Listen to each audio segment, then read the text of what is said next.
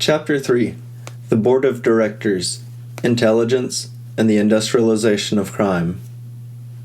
The durability of the iron grip established by Lucky Luciano was not dependent on his single, charismatic leadership. It was guaranteed by the supreme competence of his lieutenants. These were not mere thugs, but highly specialized operatives who institutionalized the two pillars of the criminal enterprise: ruthless enforcement and systematic exploitation and profit. Their intelligence and organizational acumen ensured that the Commission, the centralized government of crime, continued to operate effectively even while its founder was incarcerated. The architect of finance, Meyer Lansky. While Luciano provided the structural blueprint, Meyer Lansky provided the financial engine, earning him the moniker the mob's accountant, or the chairman of the board of the National Crime Syndicate.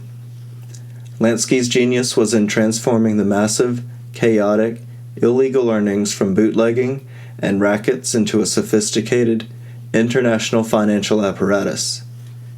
He pioneered modern money laundering, utilizing complex offshore networks, most famously leveraging the confidentiality of Swiss bank accounts to shield the syndicate's wealth from the American tax and justice systems. Lansky was instrumental in shifting the focus of the exploit and profit mandate from ephemeral rackets like prohibition to the sustainable, high-volume cash businesses of gambling. He was the strategic pioneer behind major casino operations in Florida, New Orleans, Las Vegas, and Havana, Cuba. This ability to transition seamlessly from illegal street rackets to pseudo-legal, high-volume cash businesses was the key to stabilizing the Iron Grip's financial security.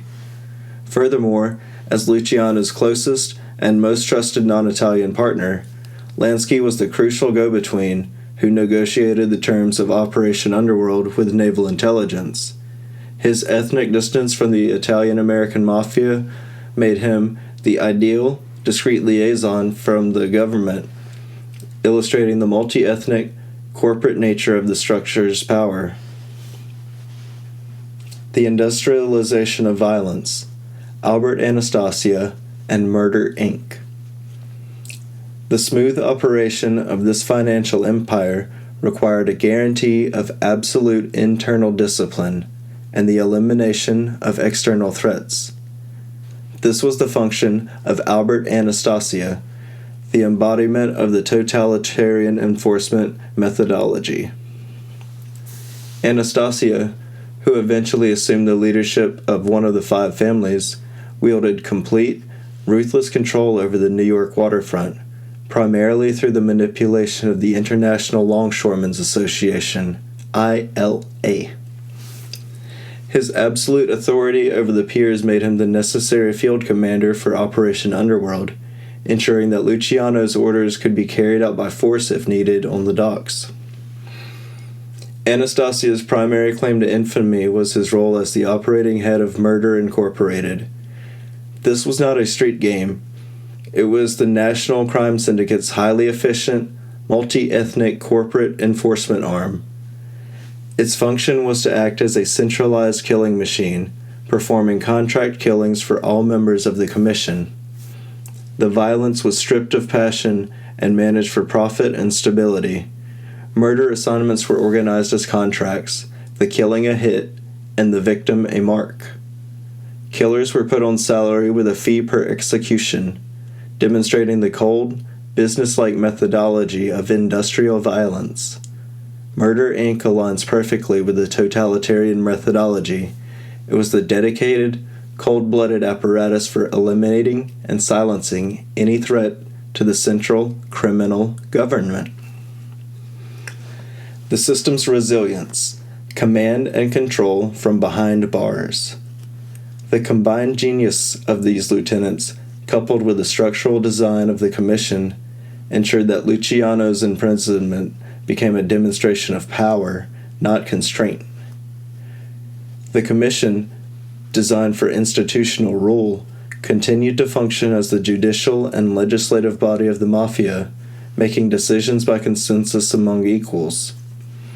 Luciano's most loyal subordinates, the nonviolent political fixer Frank Costello, the prime minister, and the street operations manager Vito Genovese, the operational boss, maintain the essential components of the iron grip, the political corruption shield, and the flow of street profits. Even in prison, Luciano maintained authority by exploiting corruption. Corrupted prison officials ensured he could receive frequent visitors and pass coded messages.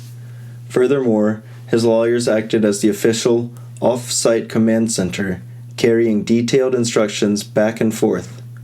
Operation Underworld was the final, critical act of consolidation. The state's necessity not only secured improved conditions and communication for Luciano through his transfer to Great Meadow Prison, but more profoundly, granted him a powerful symbol of restored prestige. The U.S. government, by seeking his aid, effectively validated that Luciano was the undisputed figure who commanded the power necessary for their national security interests. By the time of his deportation, Luciano had used the high intelligence and ruthlessness of his partners and the state's compromise to ensure the iron grip was not only unbroken, but strategically strengthened for its international expansion.